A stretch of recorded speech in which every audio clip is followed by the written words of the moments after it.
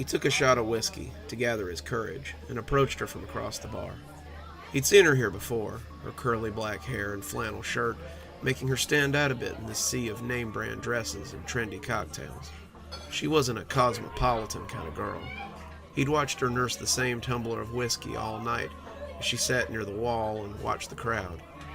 He'd learned to covet her smiles and laughs, that bright flash of sparkling teeth as some stage play of the human condition went on before her. Not that she had anyone to share her smiles and laughs with.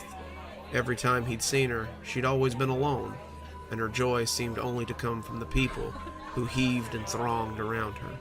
She was an island in their ocean, and he was going to discover why tonight. As he made his way towards her, he couldn't help but wonder why no one else ever approached her. She always sat in the same dim corner of the Colonnade Bar, a run-of-the-mill bar in Seattle, Washington, with her back to the wall and her eyes trained on the byplay between the patrons.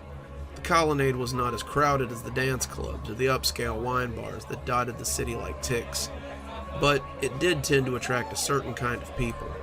Young college kids in their early 20s, bohemians looking to brusque on the small stage or talk to potential clients over craft beer, fishermen back from a long day on the decks, office drones, trust fund kids looking to rub elbows with the common man, and any other misfit who was just looking for a drink and some conversation were typical fare in a place like this. It was a friendly place, a somewhat chaotic haven, and those who frequented it often felt like they became family. But in the 2 years that Russell had seen her come in, only the bartender seemed to acknowledge her presence at all. Noelle had looked over at the woman when Russell asked about her and shook her head. "No, I don't think I know her name." This had been a few weeks ago, back when he was still gathering his courage to talk to her. Noelle had seemed the best one to talk to for information. Noelle was the owner of the bar and had been bartending here for quite some time. She seemed to know just about everyone here, and Russell figured that she would be the best source of information. Russell pressed her for more information about the strange woman, as she handed a frothing glass to a bearded hipster who'd pushed up to the bar to order. "Well, how long has she been coming here? Has anyone talked to her?" Noelle looked up from the shot she was pouring. As she looked at the woman, Russell saw the head of black curls look back towards the bar, and affix Noelle with a decidedly mistrustful look. "She doesn't talk to anyone. No one talks to her. I would suggest that you leave her be. For your own safety," Noelle said dismissively. For his own safety? The statement had seemed oddly chosen to Russell. Maybe Noelle knew more about her than she was letting on. Perhaps the woman was dangerous. That's why no one approached her. Maybe she had been coming here longer than even Russell believed. Maybe it would be safer not to approach her. As he parted the bar patrons, however, he had already made up his mind that he would talk to her. From the moment he had first noticed her, he had felt drawn to her for some reason. He almost felt like it was his fate to speak with her. Who was he to deny fate? The whiskey in his hand sloshed thickly as he walked, and he nimbly dodged some Chad in a visor as he stood up suddenly. His caw of indignation drew the dark-haired girl's gaze, and she seemed to notice Russell for the first time as he approached her table. She looked away, her casual posture now looking forced, but he couldn't help but notice the furtive looks she was casting his way, like a rabbit sitting a predator, like a hungry dog that doesn't want to bite. "Excuse me," Russell said, standing over her as she perched on a spindly chair. She ignored him, purposefully ignored him, and he could sense an unwillingness to acknowledge him that was almost spiteful. Her glances dared him to try her, confronted him with continuing down this path, and he worried that maybe she was unstable. Maybe Noelle had been trying to save him some trouble, trying to save the poor girl some face, and Russell had gone and made himself an unwilling star in the next public spectacle. He dipped his head a little and excused himself, turning slightly to go and hoping to be instantly swallowed by the crowd. When her hand came out and caught him by the arm, she had a strength that surprised him. He would not have expected such a grip from a 5'2" frame. "You've made the trip. You might as well stay." Her voice held a strange aura of languages. It sounded Irish, Slavic, Russian, Western European, the tones of the old country. Her voice had been places, seen things, lived through the Depression, survived the Spanish flu, and knew what it was like to be a stranger in a strange land. He had heard their first conversation 1,000 times in his head, but this was as far from the voice he had imagined as salt was from sugar. As he took his seat, the plastic cushion beneath him became a bear trap. "I'm sorry," Russell began. "I didn't mean to disturb you. I've been watching you from across the bar for a long time, and, well, I felt drawn to me," she said in that old worn voice. He nodded, entranced by her as he sat within arm's reach of her enigma. She smiled. "Would you believe that you're the first person to tell me that in a very long time?" He nodded again. "I don't understand how anyone can be in the same bar with you and not feel the same way. I felt the same way once, a long, long time ago." She looked down at her empty whiskey glass and seemed saddened by it. "When I sat down across from him at this very table." Russell leaned in a little, enchanted by her words as she spun her web for him. "When you sat down across from who?" he asked, almost dreamily. He would puzzle over how he'd felt that night for many nights to come, and all his brain could find to compare it with was the nature video they had sometimes watched in school. You see the fly walk into the mouth of the Venus flytrap, watch the jaws close around it, and ask how it could be so stupid as to walk straight into the jaws of death. The fly is a capable survivor, a quick little nuisance that evades the human hand with ease, but it still walks into its grave with no hesitation, as though it just can't help itself.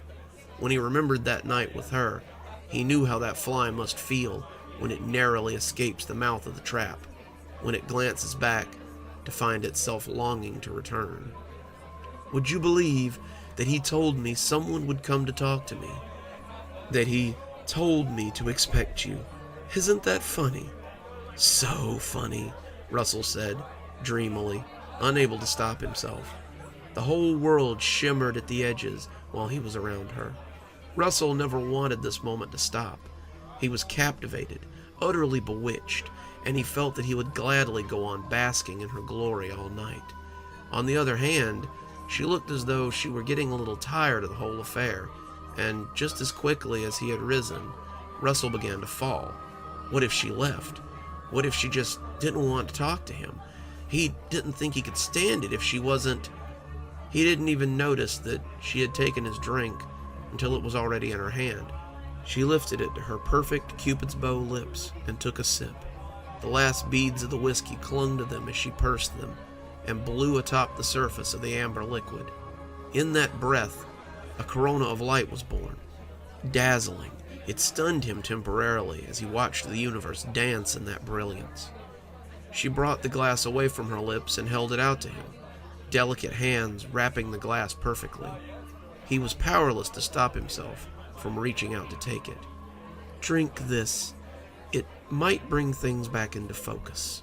Russell drained the glass in a single pull, and things immediately began to change. The woman across from him didn't become less attractive. She didn't really change at all, but he became more aware of his surroundings and less aware of her. The busker on stage warbled back into consciousness. The sounds of the crowd rose from an insectile ree to something rumbling. He felt the edges around his vision harden as he looked at her. She was still cute, but she was now possessed of a look that led him to question her gender. Her flannel shirt and tight jeans now looked mannish, and her bouncy curls and facial features now made her look a bit androgynous. Had she always been this way? Why had he been so captivated by her?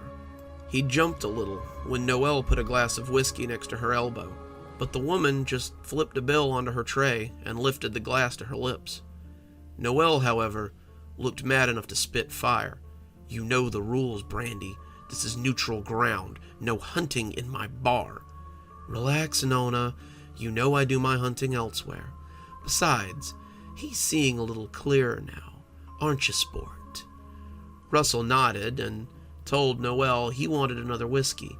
She nodded, but she gave him a sad look that was equal parts pity and disappointment before leaving. He suddenly felt like a disobedient teenager whose parents have waited up for him after he stayed out all night. He wanted to call her back and apologize, but he felt silly and squashed the idea before it could take root. What would he begin to apologize for anyway? "You were saying?" Russell prompted as Noelle made her way back to the bar. The woman looked up from her drink and fixed him with a quizzical look. "You sure you want to hear it, kid? It's not a story to be taken lightly." Russell nodded, sure that he wanted to hear it more than anything in the world. She set her glass down and extended a hand across the table to him. "My name is Brandy, but when this story took place, they called me Elizabeth, Beth for short. I was 19, naive, and in love for the first time in my life. I met him in a bar, much like this one, and he changed my life forever. Have another drink, won't you? I think you'd be a lot happier with another drink." She lifted the glass to her lips again, and Russell watched as she breathed a corona of fire into the whiskey. He wanted it less this time, but he still reached for it. He downed it quickly, the whiskey like a bonfire burning in his guts when he swallowed it. Her face swam a little when he looked back up at her, the third glass settling sluggishly as his head swam. "He was young and swarthy when I met him. I believed he was the most handsome man at the bar, and I suppose he was. He had saved me from a handsy drunk about a week before, and I'd been building up my courage to speak with him. He tried to dissuade me, just as I tried to dissuade you, but to no avail. Glamour hits a human hard, and I was certainly no exception." Russell shook his head as Beth took a sip of her drink. As she talked, he started thinking that maybe she had spiked his drink with something. As he watched her drink, her nose, so cute and turned up, now looked pug-like, if not piggish. Her curly brown hair was a little less lustrous, more like old yarn that looked coarse as it sat against her skull. As she closed her eyes in mid-drink, Russell had to do a double take. Were those horns amongst her curls? He could clearly see one, a curly ram's horn that poked through her curls, but the other one hid behind a lock of yarnish hair. She seemed to notice as the glass came down, and grinned a little too brightly. "See something you like?" When Russell didn't respond, she shrugged and continued. "Where was I? Oh yes, my mysterious savior. He tried to talk to me, as I tried to talk to you, but I was so caught up in him that I barely heard him. Finally, he did as I have done.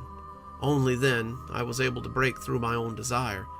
He apologized for what he had done, for giving me what he called a curse, and began to tell his own story."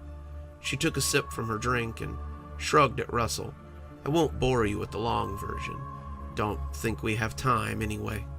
The soft buzz of the bar around him sounded like the quiet voices of insects. Russell didn't know how long he'd been talking, but he was surrounded by a different kind of glamour now. The longer he listened to her, the less human she appeared, and the more he feared what she had to say. Her ears were becoming long and bat-like, long black hair curling up from them. Despite this, he couldn't look away. There was still some of that beauty there, like an unfinished wooden idol that begged to be carved. The story demanded to be finished, demanded that he receive it. He told me that he had found himself taken with a young man in Greece when he was around my age. This young man had tried to turn him away, but finally had shown him what lay beneath the glamour and the terrible curse that he must now bear.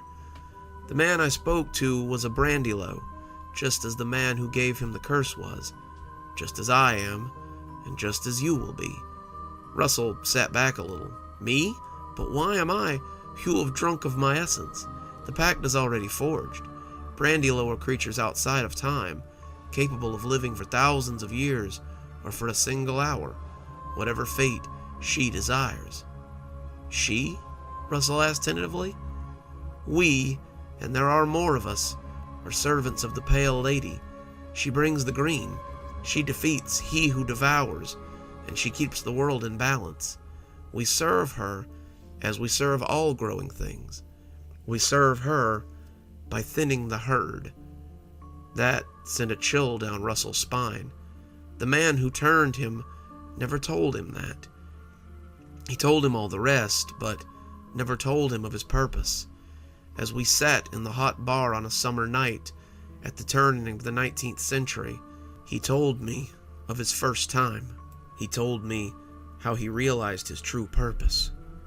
She leaned in close, and when she smiled at Russell, he could see her teeth were long and fearsome. "Drink this one slowly, while I tell you of the horrors that await you." She handed him the whiskey, but Russell hardly wanted it. I remember barely being able to process what had happened when suddenly he was gone. I panicked and staggered out of the bar in a haze of spirits. I heard Noelle screeching behind me, but I didn't stop until the nightlife had enveloped me. There was an emptiness in my guts, and suddenly I felt the need to be as empty as that feeling. I retched and retched, the passers-by diverting around me. When all that was left was dry and painful heaving, I began to stagger home. He had forgotten one essential part, you see. He forgot to tell me that my first time would be the worst. She drank off half of her glass, a glass Russell hadn't seen her refill, but seemed to be saving the other half for a special occasion. I staggered in, and there she was, waiting for me. My sister was a woman grown, 16 and so mature. When I came through the door, she ran to me to make sure I was okay. At that moment, I could smell her. I could smell her fear, her joy, the aroma of her slowly rotting meat. When she wrapped her arms around me, I felt my mouth press against her shoulder. She wanted to know where I had been and why I had been gone for so long, and she was so glad to see me, and so glad I hadn't been picked up by some bad man. Her sobs of joy suddenly turned to sobs of pain, however. She screamed in terror when I bit her, my teeth becoming knives as I wolfed down her flesh. I could feel the spot inside me filling then. She was filling me as she disappeared. I discovered my purpose then. When the voices came to see what all the ruckus was about, I hadn't left a bone or a shred of flesh to mark her as someone that ever existed. She finished the glass and called for another. Her cheeks had become very red, and when she looked at him, he could see her face had taken on a distinctly goatish cast. She looked only partially human, half human, more beastly all the time as the two of them talked. He heard the sound of hooves beneath him, heavy equine steps on the marble floor, but he dared not look at what other horrors now surrounded him. So I left and kept running until I found myself here again. I held no illusions that I would have 600 years, but I've seen much of the world in my century of life. I've seen much, learned much, eaten well on many occasions, but I have always lived with the knowledge that you would be waiting somewhere for me. Russell went to take a sip and found his own glass that was empty too. When had he drunk it? He had been so entranced by her story, and now, before his eyes, she had become more beast than woman. Her furry face was marked with dark brown hair, and as he stared, she seemed to wobble like a mirage before his stunned eyes. He told me you would be, that one day you would be waiting for me in this bar, and it would be my time to go. His time lasted nearly 900 years, but it seems my own has hardly begun. Russell shook his head, trying to clear it. But why? Why must it be this way? Brandy shrugged. You got me, kid. This is how it's always been. One Brandylou transfers his power to the vessel, who can penetrate their glamour. But I was fooled by your glamour. You had to... You saw me in the first place, despite me not wanting to be seen. The rules are very clear about what must be done. Don't fret too much. I've lived a long life, eaten well when I had to, seen much of the world, and can die with no regrets. In a way, I suppose it's a blessing. I do not envy you what you must do. There's a war coming, Russell. The carefree days will soon pass, and when the cold comes again, the Brandylou will be summoned to her side, and once more called to serve their queen. But as for me, she drank the whiskey off and saved only the smallest puddle at the bottom. My time has come.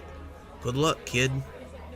Russell had so many questions, so many things he wanted to ask, but suddenly, the hooves were behind him again, and this time he did turn to see their owner. Behind him stood a strange beast the color of spring mud. Her feet were scrunched into wicked hooves. Her legs seemed to have too many angles to be comfortable to walk on. She wore an apron. The garment looked odd as it hung over her torso like a child's nightshirt, and it held a tray in one hand. Her eyes bore into him, and he was suddenly aware that this was Noelle. She was a creature who had lived hundreds of years ago and still served at this halfway house of oddities. She shook her head slowly, the green eyes full of summer fire, as she surveyed this new thing that had taken Russell's place. She did not seem to approve. "The accords with strange mean that I tolerate you, Brandylou, but they do not mean that I like it. You will find shelter here, but mark my words. These walls are neutral ground, and I will suffer no hunting here. Find your sport elsewhere, or be dust before your time." Russell gulped and shook his head. "Noelle, it's me. It's Russell. You know me." Her gaze never faltered. "Whatever you were is now gone. What you are will follow my rules, or be damned for it." "But she's the Brandylou. I'm only..." "There's no one here but you, loathsome creature. I will suffer no tricks and tolerate no bloodshed. Be about your business and do not linger." And with that, she clopped off as Russell sat gape-mouthed. He turned back to ask what Noelle had meant, but found his companion was nothing but a pile of clothes and a spilled puddle of whiskey. Whatever she had transferred in that final drink had been given, and now, Russell knew, it was he who must go on. It was he who must carry on in her stead. It was he who must be the Brandylou.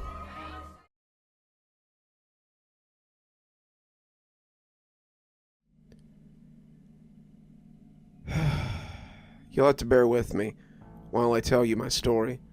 So much of it is written from the hazy recollections of someone who was in captivity. Don't misunderstand.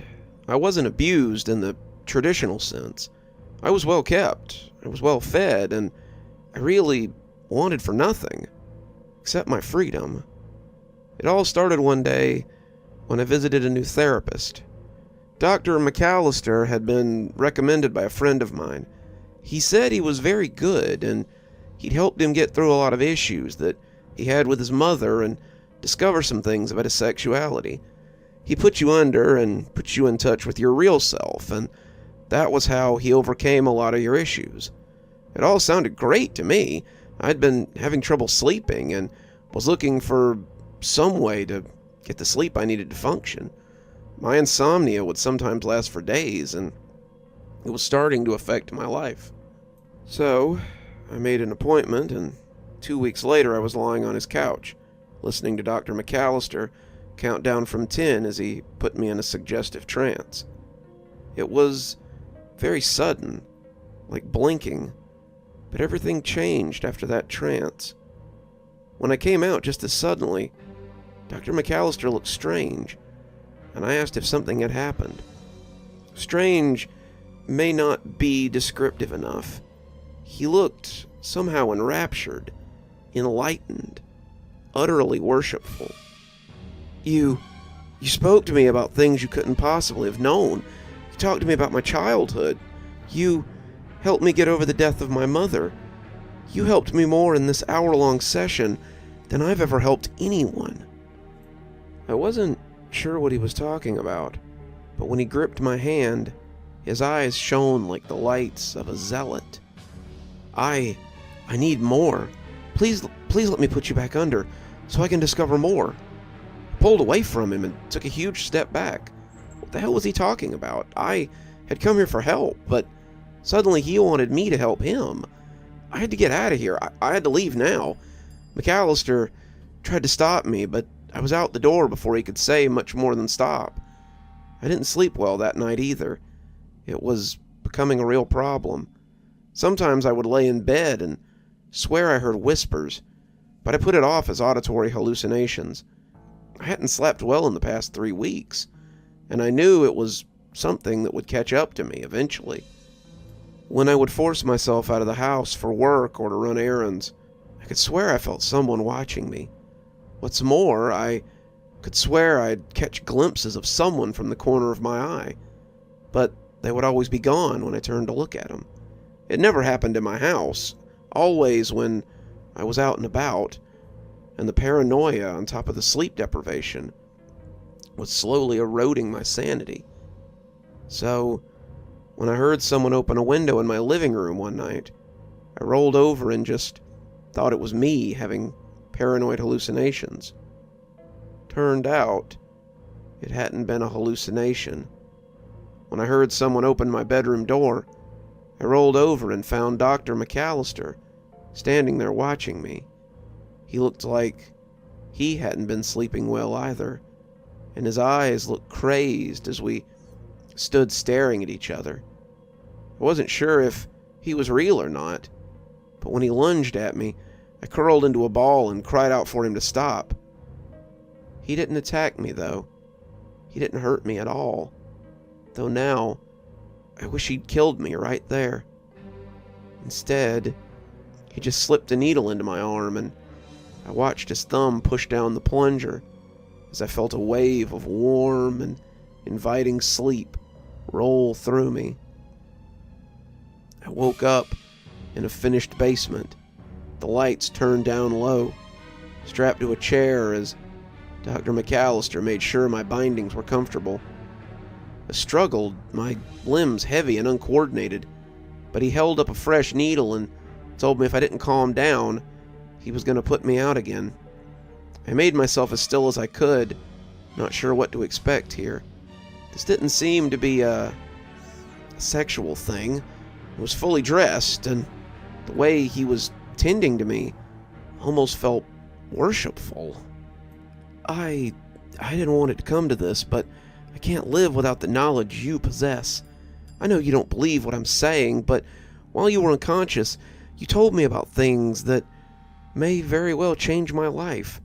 You spoke to me of things that opened my eyes, ideas I had never even conceived of, and the longer I went without hearing your voice again, the more I felt my newfound security crumbling. I'm sorry, I'm not usually like this, but I had to possess you, to have your knowledge, to understand your words. I can promise you that while you remain with me, you'll want for nothing. You are to me as a captured god that I wish to understand. We talked a lot that night, though I mostly yelled at him to let me go. In the end, though, he just injected me with something to knock me out, and I drifted off into a peaceful unconsciousness.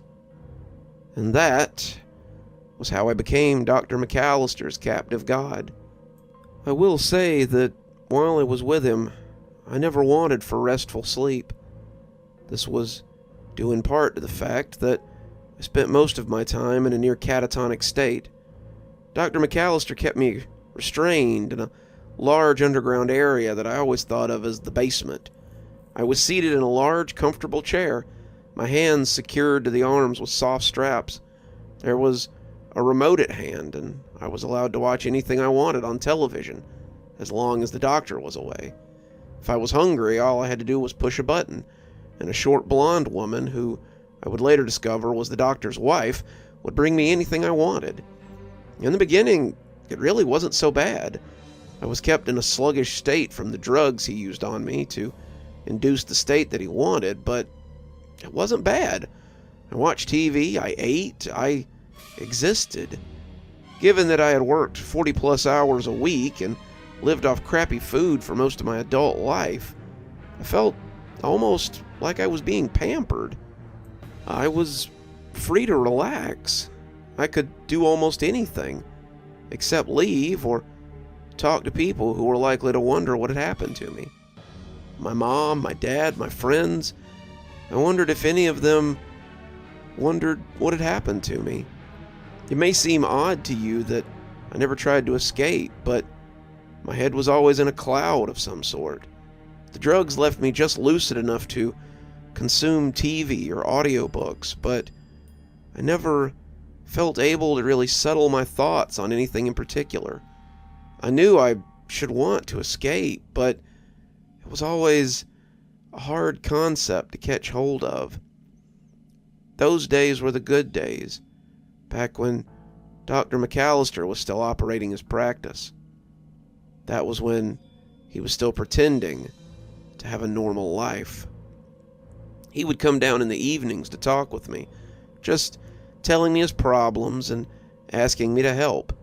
He would ask me about stocks or bonds, the housing market, business ideas, patents, inventions, and I would try my best to direct him in the way he wanted. I wasn't really sure what he wanted. My head was too foggy most of the time to make sense of it, but I would try my best to help him without the need to be placed in an unconscious state. We'd talk for hours about everything from the state of his marriage, the depraved childhood he had lived through, the future of psychology, and even the condition of his soul. I didn't always want to hear what he had to say, but I understood that it didn't really matter what I wanted. It didn't seem to make much of a difference anyway. We would talk for hours, but the end result was always a needle in my arm or my neck and several hours of blissful unconsciousness. I remember little from these periods of blackout, fortunately, but sometimes I would go to a dark place and just hang suspended in the murk. Things would whisper to me there, tell me things I couldn't understand. I was powerless to stop them. This happened very rarely, but it was still too often for my tastes. I don't know what I said to Dr. McAllister in those times, but there was always a drastic change when I came back to myself. It wasn't always for the better either. Once I came back to myself and felt something wet in my lap. I glanced down, which was difficult because my head was strapped to the headrest, and found that someone had thrown a head into my lap. I flinched away from it as my groggy brain finally clicked it all together, but it was little more than a shudder in my current state.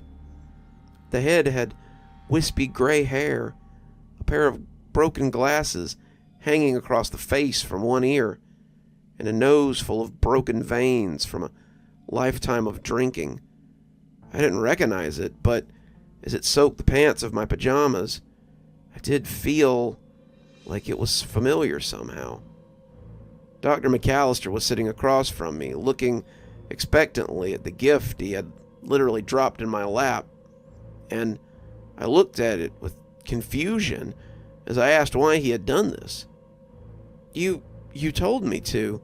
You said if I meant to truly get over the cruelty and abuse that my father had given me, then I had to destroy the icon of my father within myself.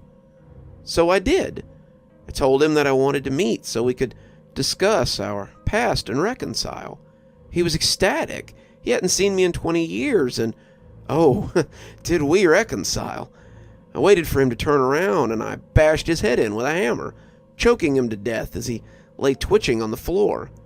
Then I took the body and disposed of it, cutting the head off so I could show you that I'd followed your instructions. You're so wise, so correct. I am your loyal disciple, always.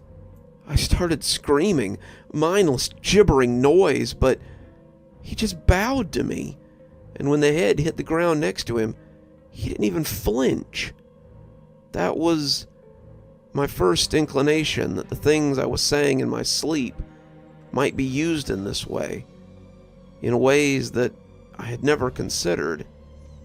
After that, he started bringing people down to see me. At first, it was his wife, the blonde woman who'd been feeding me. She looked skeptical as she approached, content to keep her husband's secrets, but unsure of joining him in this new experiment. I knew from our talks that he was afraid she would leave him, but enjoyed the financial stability of their marriage. He stuck me with the needle as she sat a few feet away, and when I came to, She was bowing and crying and thanking me for helping her see the truth. My husband was right. You are truly a god. I was wrong to ever doubt you or him. After that, it was friends and colleagues. They all seemed confused when he introduced them to me, calling me his god of knowledge.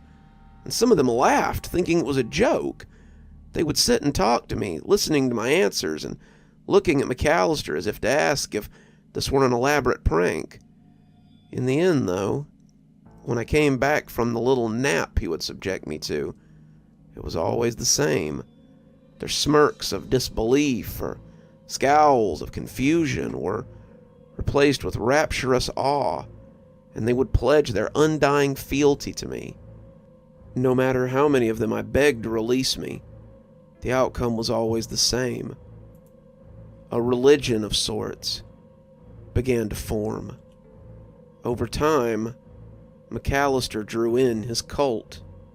It was only a few at first, 5, 10, but it quickly grew into a sizable little flock. The followers began to take care of me, washing and feeding and seeing to my every whim, except the most important. I would ask them to release me, beg them to let me go, but it was always interpreted as a test of some sort. Their god was testing them to see if they were loyal to the here or to the hereafter, and they would thank me for helping them fortify their belief in me as they slid my hands back into the restraints or pushed my head back into the buckles. I yelled at them. I called them idiots. I tried to push them, but the constant use of sedatives and the lack of any regular exercise had made me weak.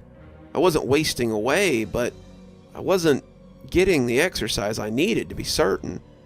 I could do little to free myself. My bonds always replaced, and after a while I just gave in.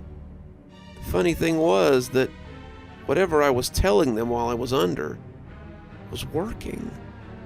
McAllister showed me the money he had made, earned from the stock market and selling property, and the cult began to thrive. What's more, they all claimed to have cast off whatever addictions or mental health problems or childhood traumas had plagued them, and they were addicted now to nothing but serving me. Like McAllister had said, those who tried to leave or to return to their lives reported feeling hopeless and manic unless they could return to my presence and hear my words, whatever they were. That's when things started to get bad. McAllister was truly addicted to my influence, and it led him to overstep. McAllister had been gathering his followers at his home, and while it was large, it was becoming too small to hold all of them. I can't really speculate how many there were, but the basement was standing room only. I sat beneath a small bar that he was standing on, and the sea of bodies was dizzying. Though he was speaking, they all looked at me as if I were speaking through him. So many eyes looking at me. My body still held in the chair I had sat in for God knew how long. It was something I never quite got used to. It never made me feel like a deity. It never made me feel powerful to have them worship me. It always made me feel like a pet, my freedom just one open door away. McAllister said they'd be moving to a new place soon, a place that would house them all comfortably. They could all stay there indefinitely, leaving their jobs and lives behind so they could care for their captive god. He didn't say where it was, but he said they would all go this afternoon and prepare for a long journey. They were all so happy, their faces enraptured as he told them about their new home. But I began to feel that this would never end. When he began to bring people to see me, I had hoped that someone would fail to see me as he did and get me out of here. They would take me away from him. They would call the police, and I would be saved from my captivity. That never happened. Whatever power I had held them in sway, and after a while I doubted that I would ever get out of here. I didn't know how long I had been McAllister's captive god, but I knew that no matter how comfortable the life, this had to end. I decided then that if they weren't going to get me out, I would have to do it myself. Strangely, my chance came that very day. They had all left me so they could prepare, and as I sat in the shadowy basement, I realized that my wrist strap was undone. This had never happened before. For a moment, I wasn't sure what to do.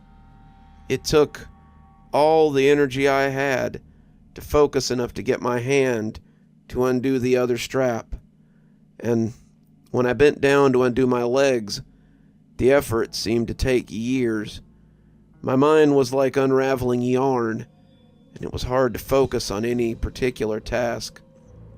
When the bonds came off my legs, I got shakily to my feet before bending to rub some life into them. They were prickly from the lack of use, and I took shaky steps as I made for the stairs. I got to the top before I was discovered. I peeked through the door and into the barren kitchen beyond. The cupboards were empty, the countertops clean, and I could tell that this room had already been cleaned out for the move. I had just decided to take a step out and make for the back door when someone walked into the kitchen and saw me. They called for McAllister, walking to me as they insisted I return to my chair. I pushed at them, telling them to get away from me, to get out of my way, but as I lunged for the back door, I heard others coming in to stop me. I made it to the backyard, squinting at the sun as it hit my eyes, but I found it fenced with tall wooden boards.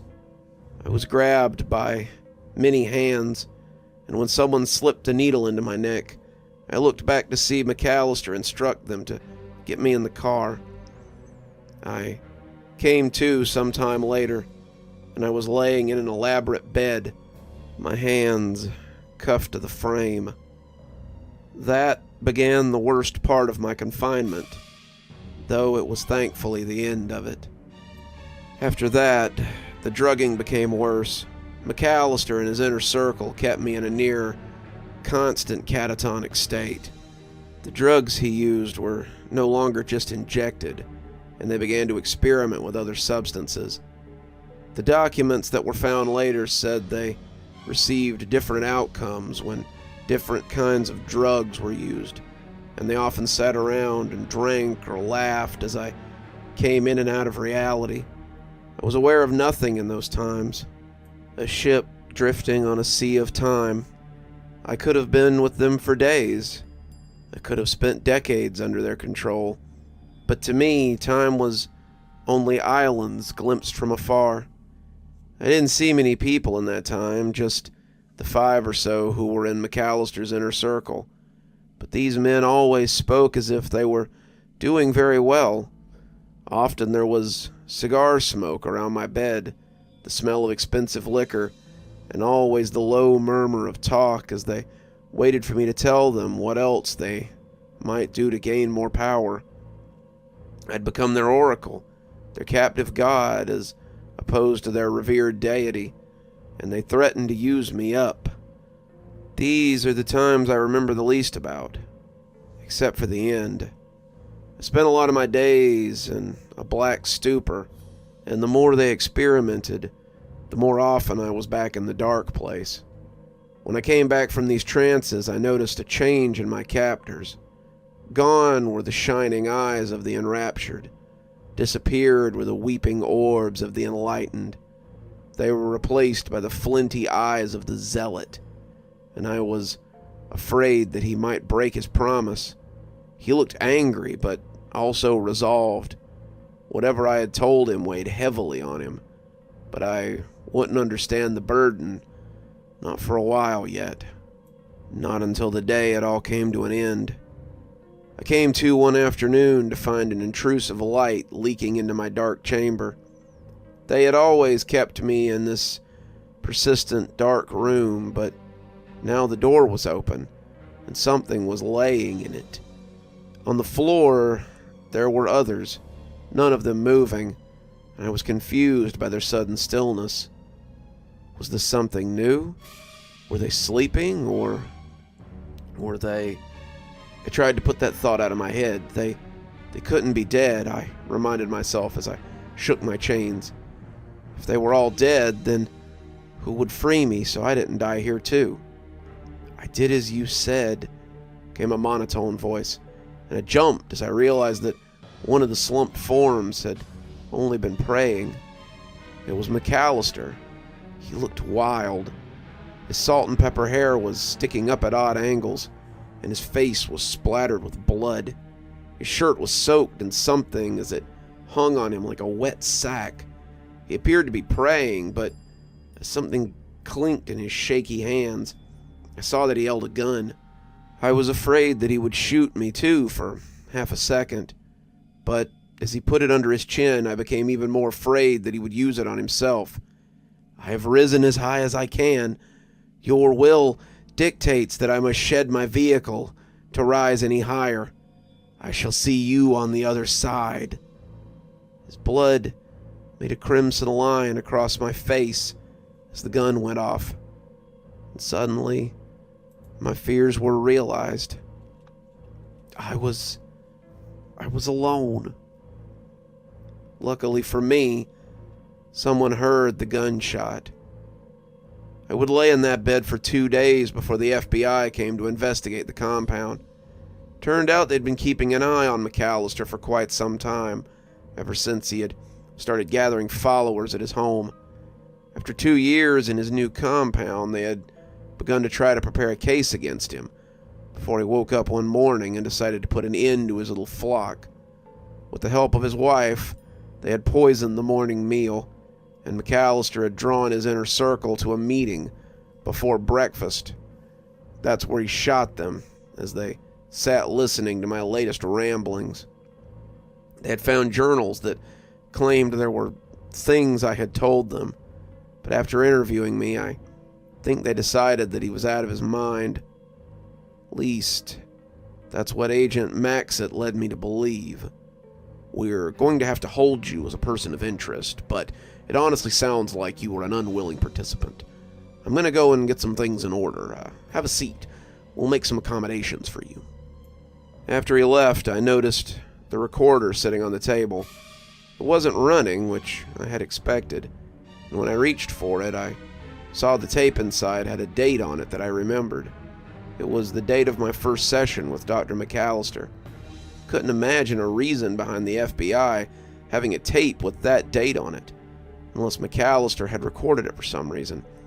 I put the recorder back down, trying to stop my curiosity before it could take root. I had never heard what I sounded like in that state that seemed to enrapture the old doctor so much. What had I said to him to make him throw his whole life away in the pursuit of it? I couldn't help myself. I hit play on the recorder and listened as McAllister told me to be calm and began to count down from 10.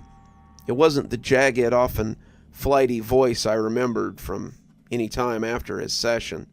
This was McAllister at his most sane, and as he came to 1, I heard him gasp and ask what I was doing. From the recording, I heard a slightly deeper version of my own voice, and it filled me with dread. Agent Maxit has been listening to the tapes. He's becoming as unstable as the good doctor. If you don't escape now, I fear that he'll have you, just like McAllister did. You'll have to be quick, and you'll have to be smart. But if you mean to be free, you need to find a way out of here. Good luck.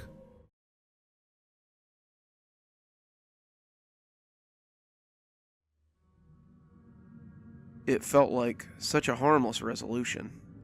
Everyone makes them, after all. I simply wanted a new me for the new year.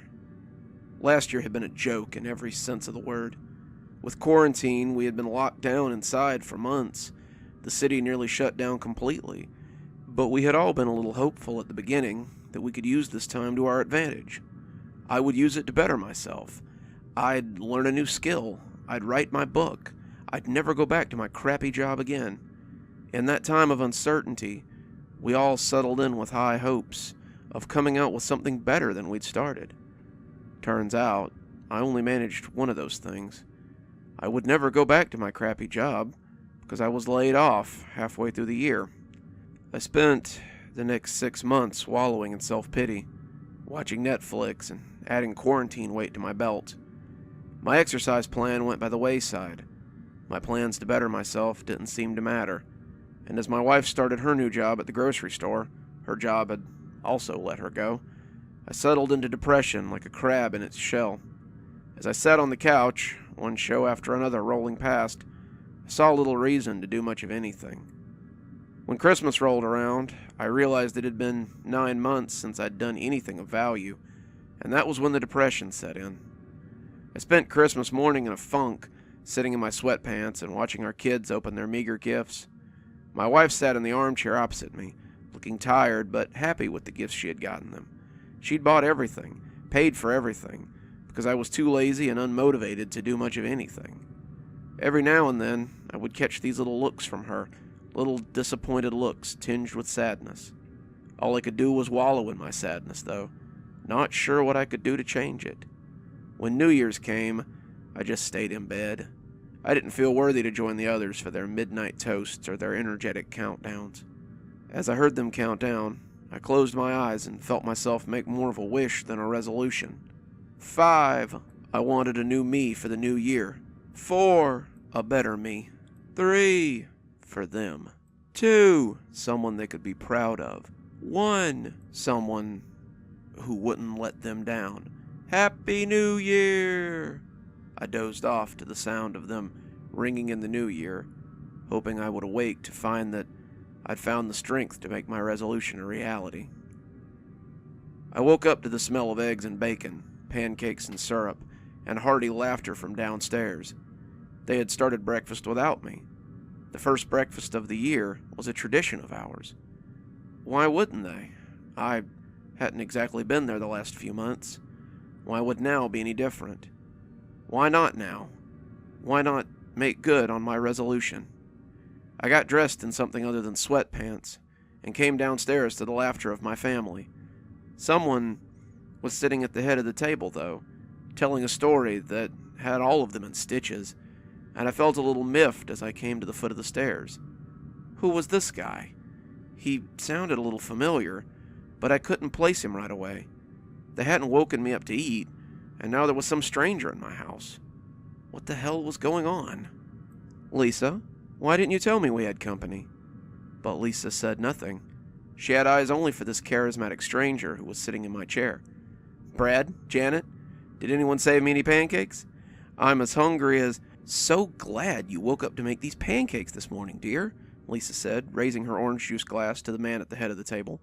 What can I say? The guy said, and as I moved around to confront him, I took a step back in surprise. I was as hungry as a bear this morning. It was me. I was sitting at the head of the table. I was still the same as I was now, but I looked different somehow. My face was shaved, my hair was cut down from the greasy tangles it was now, and I had dressed in some normal clothes. I was wearing an apron, smudged with flour and speckled with grease. More than that, though, I seemed to exude a healthy glow. I was a mess, but I could get better. I was filled with an energy that let people know I was changed. I was full of vigor, full of life, full of pep. I kept yelling at them as they ate, trying to get someone's attention, but they all just kept eating, kept laughing, kept living as though I didn't exist. I made a joke then, my family's laughter the backdrop for the screams that came ripping up my throat as I slowly lost my mind. When he picked up their plates and walked them to the kitchen, I followed him. I kept jabbering at the back of his head, the catharsis the only thing that mattered now. I asked him what the hell he thought he was doing. I yelled at him to get out of my house and leave my family alone, and to stop pretending to be me. He stood there, washing dishes as I screamed at him, and when I was done, he just laughed. When are you gonna wake up? I'm you now, he said, turning around to look at me. my own face smiling back in the face of my confusion, and I have no intention of going anywhere. I took a step away from him, my anger turning to confusion. What are you?" I gasped, backing into the counter as I tried to get away from this strange homunculus. "I'm you, the best you, and soon I'll be the only you." I stayed for about a month just to watch over them, just to watch him. He was the perfect husband, though, the perfect father, the perfect man. He went to my son's Little League games. He went to my daughter's band recitals.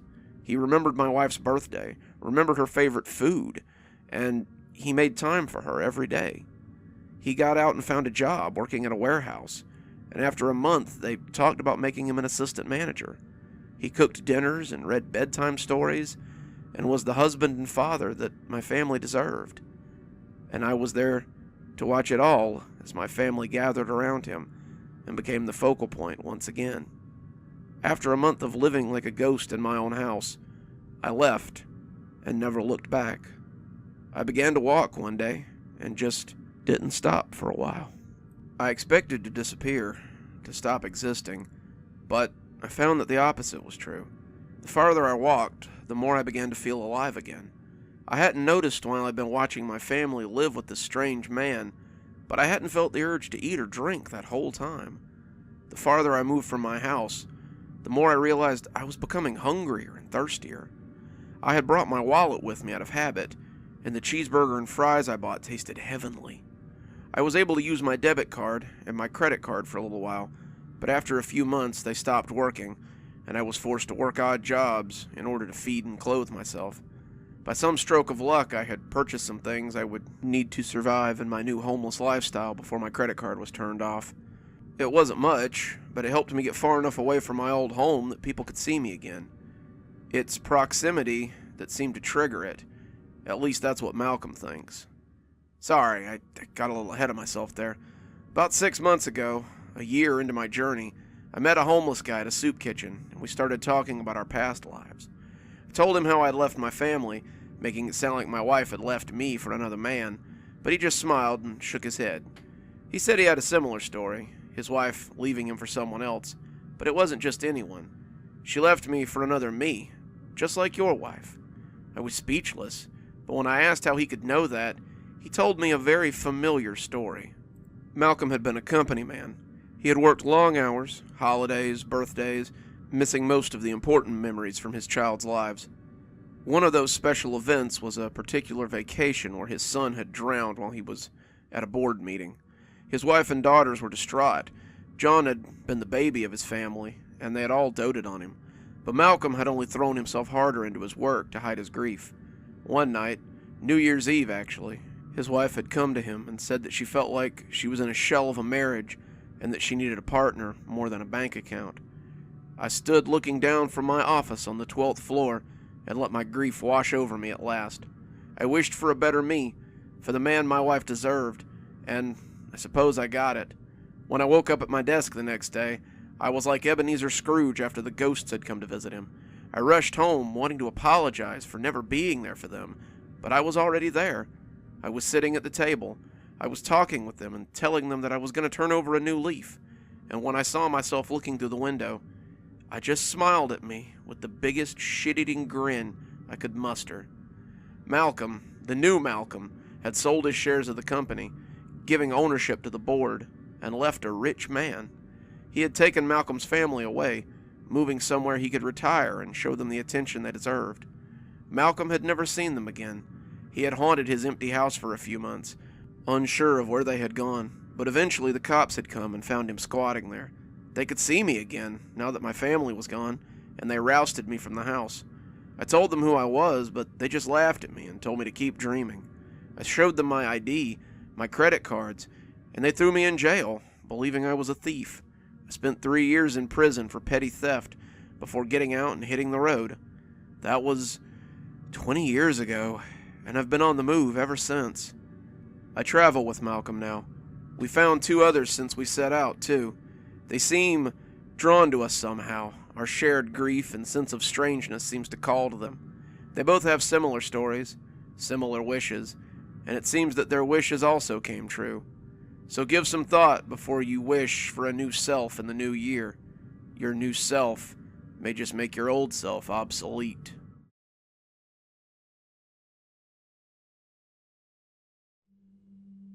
I have acquired Kazar the Amazing, issue 237 to be exact, and it scares the crap out of me.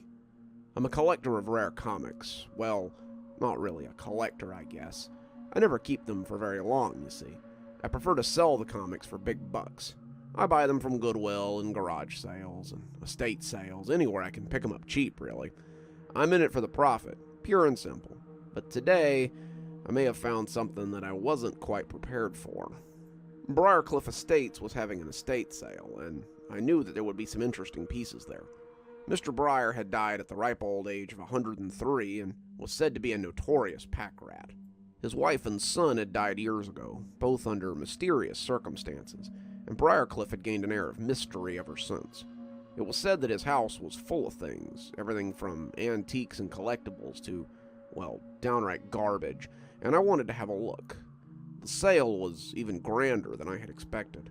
There were halls cluttered with antique furniture, shelves full of old books, antique kitchen appliances, Persian rugs, strange art, odd articles from around the world.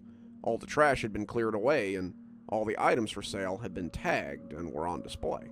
A large crowd had gathered, and I was more than a little interested in some of the books for my shop. The auction seemed like a total waste of time, though, right up until the last lot. The antique furniture went first, then the old cars from the garage, then the rugs and the appliances, and the strange antiquities. Some of them were pretty grisly. Apparently, Mr. Briar had been a world traveler in his youth. He had collected things from Africa, Russia, Germany, China, all of them with an eye towards the occult. I actually found myself bidding on a wand made of pure ivory, something my Harry Potter fans would have doubtlessly paid a lot of money for. But a stuffy old man in the front row shelled out about $100,000 for it, and I sat down and shut up after that. He had long white hair and an imposing beard that hung down past the waist of his immaculate gray suit. He was a jarring comparison to the toad-faced man with the all-black oiled hair on his head that sat on the far side of the hall. They seemed to know each other, know and hate each other. They had several hard looks for each other as they held their complicated bidding war, and their battles bled over into the books as well. They snapped up most of the books, old moldering things with hard-to-pronounce names, and my bids were mostly shouted over as the two dueled for the remaining tomes. Most everyone else had gone, seeing that these two meant to have the lot. So, when the last lot came up, and turned out to be a box of comics, I immediately threw out a bid of $25. I hadn't expected to see any comics here, my focus being on the antique books, but this seemed to be the only thing that these two weirdos didn't want. The bid went once, went twice, and then sold as the two glared at each other from across the room. I took my box of dusty old comics and scuttled off before either of them could realize that I had been there. I didn't realize what I had until I got home. I took them to my office and set to work. First a shower, then a change of clothes. Old comics can be finicky, and I like to be comfy when I appraise them. Then the gloves came on, a nice set of reusable rubber ones, and I put on a hairnet too. Can't be too careful with old comics. After I was set, I opened the box and had a look. I was not immediately impressed. Mr. Briar, it appeared, had a thing for old Hanna-Barbera comics. There were some Yogi Bears, about 10 Huckleberry Hounds, some Tom and Jerry's, and a few wacky racer comics that I'd never even heard of. I set those aside. Hanna-Barbera comics never retail very high, unless you have some of the rarer pieces, that is. They were all in bags, though, and looked to be in pretty good shape, so I could at least get asking price for them. Next came some old Johnny Quest comics, and they also went to the side. Then I pulled out some old detective comics that looked to be from the early 40s run. They were bagged and looked to be in great shape. I sat those on the desk by the computer. Looked like my purchase wouldn't be entirely in vain. There were some other things in there, some well-loved action comics, a few Batman issues from the late 60s, and a single issue of a comic series that I had never heard of. Sitting at the bottom of the box in a plastic sleeve that looked to be caked with dust and, maybe soda, I guess, was a copy of Kazar the Amazing, issue 237. I had never heard of Kazar the Amazing, and he appeared to be some sort of magician detective or something. I was also unfamiliar with Keystone Comics and decided to go do some research. As I brought it over to the computer, though, I felt a strong urge to drop it and just walk away. The comic felt weird, even through the gloves, and the bag was tacky in a way that soda usually wasn't. I don't know how to describe it. It was like the comic didn't want to be held. I shrugged it off at the time, but I can feel it now as it sits on the nightstand beside my computer. It doesn't want me to touch it. I looked up Khazar and found that it was part of a debut series from Keystone Comics. Khazar was in fact the only comic series they had put out, and it had a very limited run.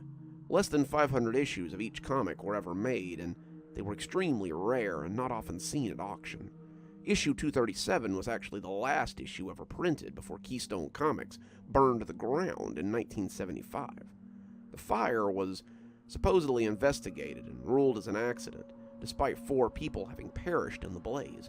Chuck Landstar, the owner, and the writer of Khazar, his assistant, Mike Dre, and the illustrators who worked on the comic, Jug and Dale Trebolo, had all been killed in the fire. The series had never seen the light of day again. Apparently this issue had less than the usual amount on the run. Even in its ratty condition, it was worth over $1,000. Cha-ching. $25 for $1,000 seemed like a great deal to me, and who knew what kind of bidding war I could get on this thing. I gingerly removed it from the bag and threw it away, as no customer would want it in that state. The comic itself was ragged, the spine bent, some of the page corners damaged or missing.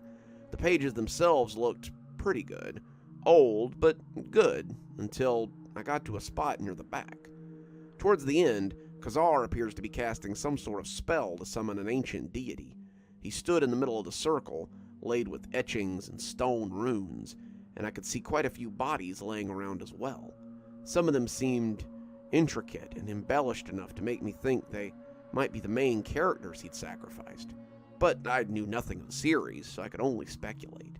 There was a dark-haired woman in a slinky dress that barely contained her assets, a blonde guy with a loincloth and a skull helmet, a young boy in a red cloak, and another, less buxom redhead that seemed to have died holding hands with the kid.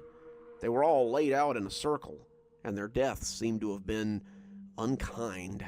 Khazar was kneeling, resplendent in his yellow and green robes, as he made his request before the towering form on the horned helm. Its eyes were coals beneath the visor, and its green armor was stained with ancient blood. It sat atop a bone-white horse, steam curling from its nostrils, as it brandished a sword at Khazar that looked big enough to cut him in half. Khazar was making his request, but the words had been smudged.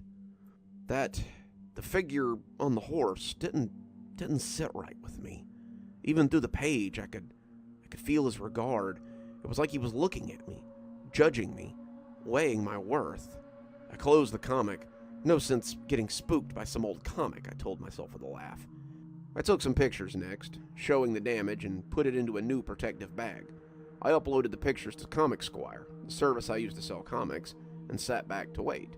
I pulled some of the other comics I had piled up towards me and started looking them over so I could post them as well. One of the detective comics was worth about $40. That was cool. Another was worth about $30. Excellent. And I heard a ding from my computer and looked up to see that Khazar had an opening bid of $500. I typed a message to the buyer, someone named Nilrim, informing him that I was firm on $800, and went back to the other comics. 2 of the detectives were so much hamster cage liner, but I saved them aside so I could put them with the bulk lot. 2 more were worth about $30, and I had just started looking up the 7th when my computer dinged again. I looked up to see that the same buyer was offering $800, the price I listed it for, and I nodded and turned back to my work.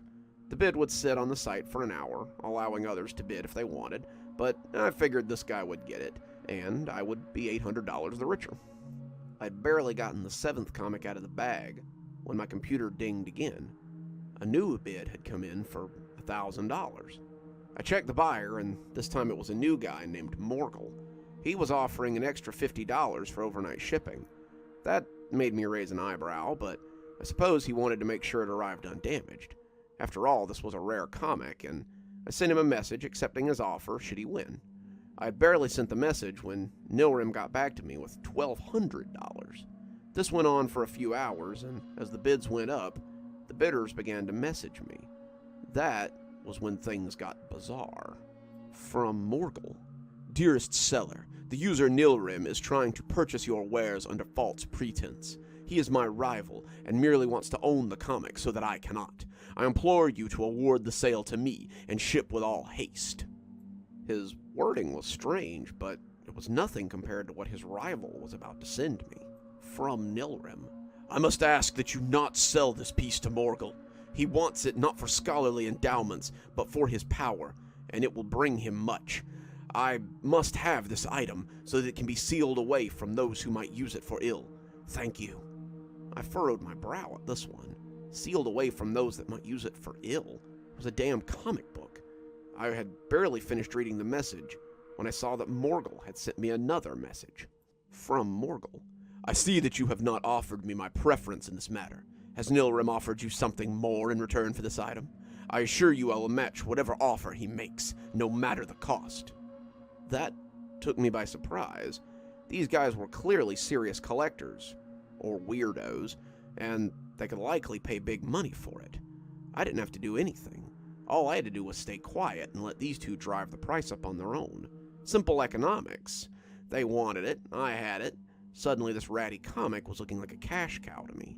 Even then, I hadn't realized the real value of the piece. I heard the computer ding as a new message from Nilrim came up. Please, I implore you not to be swayed by Morgul's boasting. If he gets the tome, it will be devastating for our world. I implore you to sell it to me. Money is no object. Name your price, and I will pay it. I sucked in air through my teeth, my small pile of potential profits forgotten.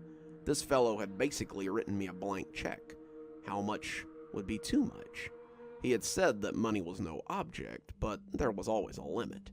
I looked back at the sale and realized that Nilrim had just placed a bid for $50,000.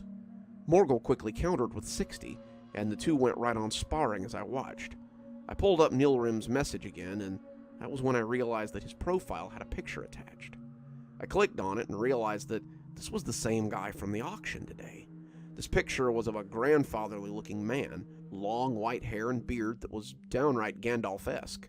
He was in profile in the picture, just his head and shoulders, but I was willing to bet it was the same guy. This Morgul character was likely the other man, the one who had looked like a toad and been afflicted with all that greasy black hair. They were just continuing their antics from the auction, and I was surprised they had any money left after all the crap they had bought earlier. Another message from Nilrim came in, and this one had a link at the bottom to a new site. This must end. Morgul must not be allowed to own this spell. See what it has wrought last time it was unleashed upon the world. The link brought up an article about Briarcliff Estate. 4 bodies had been found on the grounds nearly 20 years ago. They had been arrayed in the garden, the photos looking very similar to the one in Khazar, minus the bodies, of course. Those had been replaced with tape outlines, but their placement was undeniable. Briar's wife, teenage daughter, nephew, and the brother that had been killed in what seemed like a cult activity. Briar had immediately been the first one to be suspected, but some combination of money and alibis given out of fear had cleared him. Still, his reputation in the community had been well earned. Had Briar made a deal with that horned demon? Had Briar possibly discovered something that had led him to fill his hallways with junk in an attempt to insulate himself from whatever might come for him? I saw I had a message from Morgul, a message with his final offer. The link in his message was of a Google Maps location. It was my address. His last message was much less formal and much less pleasant than the others had been. I'm coming for what's mine. See you soon. I've been sitting in my office writing all this down for the past hour.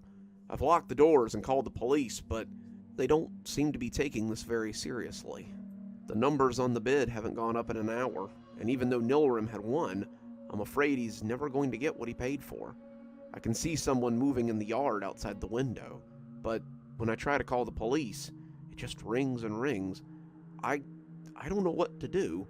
I can almost feel this comic watching me, even as whatever's outside keeps moving around out there. The sun will be going down soon.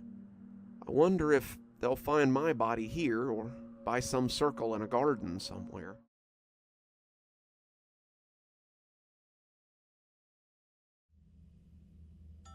There once was a man with ears, you see, in the dead of the night he'll come for thee. He'll drag you into the woods to scream, and there your bones he'll gnaw. Soon shall the bunny man come to take you away from your dad and mum. Soon shall the bunny man come, and your soul shall belong to him. Stop it, Catherine! I'd scream, but Catherine just cackled and sang it all the louder. I can still remember my sister's face because of that ghoulish smile she wore while she tormented me. We grew up in New Zealand, so the shanty was something old that we changed for our own purposes. Many of the kids sang it, but my sister was the first to adopt it into something different from the original. A few kids had added some creative lyrics to the original song, usually something about farty men or something, but Catherine had turned it into a song about the bunny man. She was forbidden from singing it at school. By our parents and teachers, and she took it as an excuse to sing it for me at every opportunity. It was usually sung low, under her breath, so my parents couldn't hear it, so she could deny it when I began crying about it. It was in poor taste anyway. The bunny man may have been an urban legend, but the man going around kidnapping children was very real. That summer, 13 children had gone missing in the city we lived in. All of them were from poor families like ours, who lived in tenement buildings, much like ours. They always disappeared in the middle of the night after being lured out of their houses, and there was always some sign left behind that tied them together. Whether it was spray painted on their door, the fence behind their house, or the sides of the building they lived in, the calling card was always left in plain white spray paint for the police to find.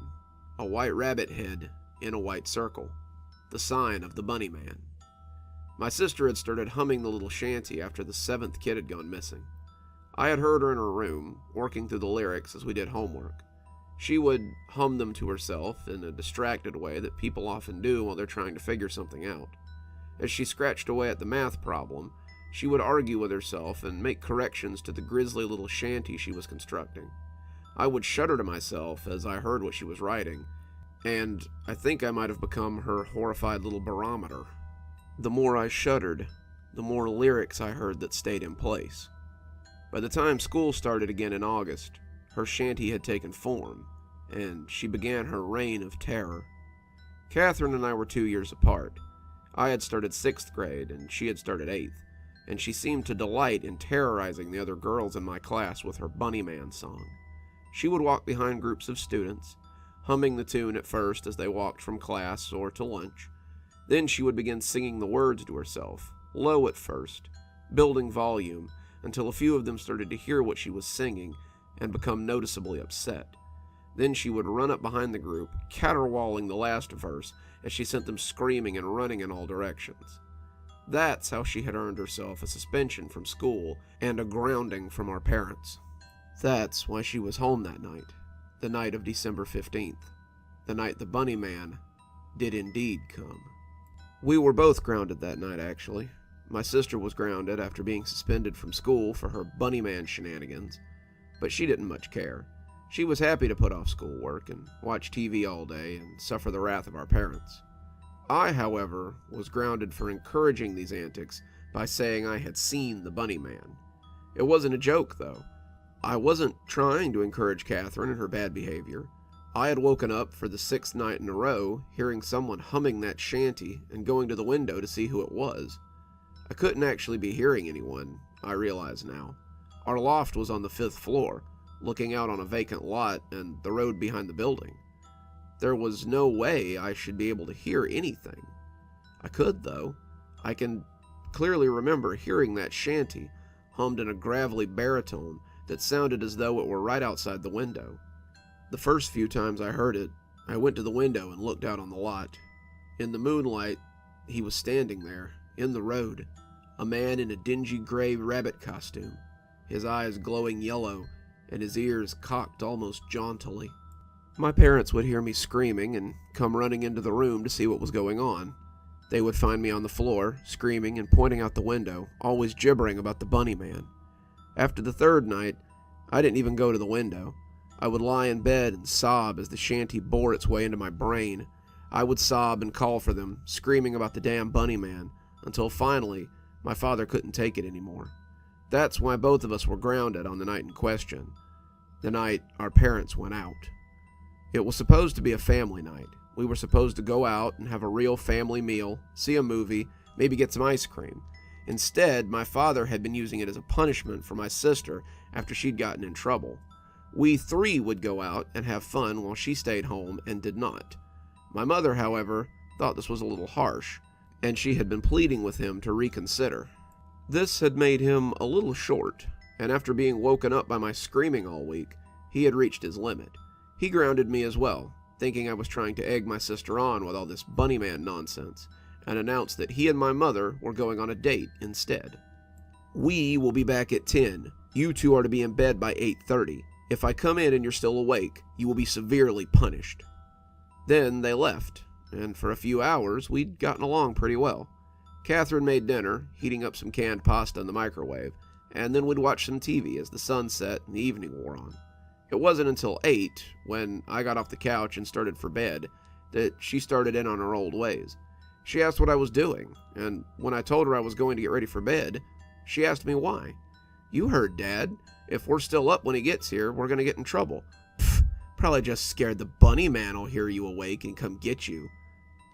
"I am not," I lied. "R2, you're in such a hurry to go to sleep, so the bunny man will come and take you away." She leaned towards me, grinning that awful grin. "Oh, there once was a man with ears, you see." I put my hands over my ears and started running away as she sang all the louder and chased me. "In the dead of the night, he'll come for thee." "Catherine, stop it," I sobbed. We were running up the hall, and as I wheeled into my room, I tried to slam the door and lock her out. She battered the door aside and bore down on me, grinning and singing as I cowered beneath the window. I was covering my head with my arms, sobbing uncontrollably as I tried to block her out. She stalked towards me, bellowing the song now and scritching her hands like claws as she walked towards me. "Soon shall the bunny man come to bring..." But she stopped suddenly, and as the silence stretched on, I opened my eyes and looked up to find her looking out the window as she loomed over me. She was staring out the window, transfixed by whatever she saw there, and this new game was almost scarier than the shanty. Her face held a look I was unused to seeing. She was startled, unsure of what she was looking at, but it also appeared that there was terror there. Something outside the window was really spooking her, and I scrambled up to peek under her arm so I could see too. It seemed I was peeking into one of my nightmares. Standing in the road, right under a streetlight, was a man in a tattered gray bunny costume. It wasn't like a Halloween costume, some of which looked like pajamas more than costume, but it was a full suit of coarse-looking gray fur. The fur was matted and dark in places, kinky and tangled like a stuffed animal that needs to be brushed. The head was obscured by a black hood, some kind of costume hood that just slid over the head, and the face was a flat black nothing as it stared at our building. No, not at our building, as it stared at us. On top of the hood, someone had stapled a pair of thin, emaciated gray rabbit ears, one of which bent at an almost jaunty angle. He stood on the street and stared up at us, my sister and I frozen in terror at the sight of the legendary Bunny Man. All at once, I heard a gruff, tuneless humming from the street that sounded startlingly like Catherine's shanty. He had no words to go along with it. He only hummed and stared, and I think we both felt an almost magnetic desire to stare back at him. It was like the scene in a scary movie where the monster's out in the open, and you pray that none of the characters are stupid enough to go confront him. In your heart, though, you know that one of them is. Catherine, it appeared, was that one. I caught her by the arm as she turned from the window. She looked back at me, her face full of confused anger and unsure deliberation. She was clearly at odds with herself, and my sister was not someone who was used to being unsure of her actions. She was a brat, and she was a terror, but I had always kind of believed that everything she did was a calculated course of risk and reward. This was something else, though. This was her acting against her will. After all, she had sung about the bunny man coming for others, and now it appeared he had come for her instead. She jerked her hand away and left the room. When I heard the front door open and close, I moved back to the window, waiting for her to appear. The bunny man went right on humming, right on watching, as though he was trying to call me as well. I felt the pull. Really, I did, but my fear kept me rooted to the spot. I clutched the windowsill tightly, the paint chipping a little as my fingers gripped it, and I would find splinters under my nails the next day, though I didn't notice them at the time. Then she appeared in the backyard, walking like a sleepwalker, and going to him as she vaulted the chain-link fence between the yards and the road. He reached for her, and now I could hear both of them humming that hateful song and staring up at me. It filled my head like a hive of bees, and I knelt my head against the glass as I prayed that it would stop. There would be no way I could resist if they both sang, and I could feel the pull as they tried to drag me out the door as well. After about 60 seconds of them humming and staring, she took his hand, and the two of them disappeared up the road. My parents came home 3 hours later to find me curled up on the floor of my bedroom, sobbing and gibbering as I rocked and mumbled about the bunny man. They searched the house, thinking that my sister had gone too far. She had finally scared me too much, and now she was going to have to answer for it. As my mother sat with me, trying to console me, my father tore up the house looking for Catherine. He clearly expected her to be hiding somewhere inside, probably running when she heard the front door open. When he couldn't find her inside, he went looking for her at her friends' houses. Their parents told him, often grumpily, that they hadn't seen Catherine, but they would call if they did. He got worried, going to look up and down the street for her, expecting her to be hidden somewhere in fear of retribution. All the while, Mom tried to calm me down and get a straight answer out of me. After about an hour, I started talking about the bunny man and how he had come to get us, how Catherine had left with him. She started to get angry, telling me that she was tired of hearing about the damn bunny man. However, when I refused to deviate from my story, she started to take me a little more seriously. The police were called, the neighborhood was searched, people were questioned, and the woods were combed for the next week and a half. No sign was ever found of my sister, or the bunny man. No sign was ever found of any of the children abducted by the bunny man that year. That was 15 years ago now. The bunny man took only one more child that year, a 7-year-old, on Christmas Eve, and then was never seen again. They never found the remains of any of the children he kidnapped, and no one was ever arrested in connection with the kidnappings. There was never any bunny suit found or a murder weapon discovered in the woods. Whoever was doing this had just stopped. I'm 27 now. My own daughter is 8.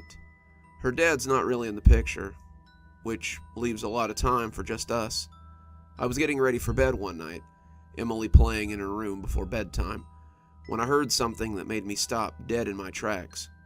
The tune, a familiar tune that everyone in town knows, crept up the hallway. The tune wasn't what stopped me, though. It was the lyrics that made me shiver. The words she sang transported me back in time, and suddenly I was 12 years old again, watching my older sister creep towards me as she sang the same hateful words. However, the voice that sang them was childish, lilting the words with no more care than she would have had for any other nursery rhyme. There once was a man with ears, you see, in the dead of the night he'll come for thee. He'll drag you into the woods so green, and there your bones he'll gnaw. Soon shall the bunny man come to take you away from your dad and mum. Soon shall the bunny man come, and your soul shall belong to him. I peeked around the corner of the doorframe and saw her on the floor playing with blocks, oblivious to what she was singing. Emily, where did you hear that song? She got up and walked to her bed, giggling as she crawled under the covers. From the funny lady. What funny lady? I asked, bending to tuck her in, but finding my hands incapable. She comes and sings at night sometimes, after you go to sleep. I'll wake you up so you can hear her next time. When I go to the window, she's standing on the street. She has ears on top of her hood, Mommy. Isn't that silly?" I told her it was very silly, but I didn't feel like laughing in the least bit. Emily's in my bed now, sleeping soundly as I pin this warning to anyone whose children have heard this song too. I'm afraid it's not an urban legend. It's not a hoax. The Bunny Man is real, and it seems that he's not alone anymore. He's coming for our children again, and I, for one, don't mean to lose my daughter to this creep or his children. As I lay here writing, I can almost hear it on the breeze, as if someone's singing it outside my window. Emily is stirring in her sleep. It appears it may not just have been in my head. I fear it may already be too late.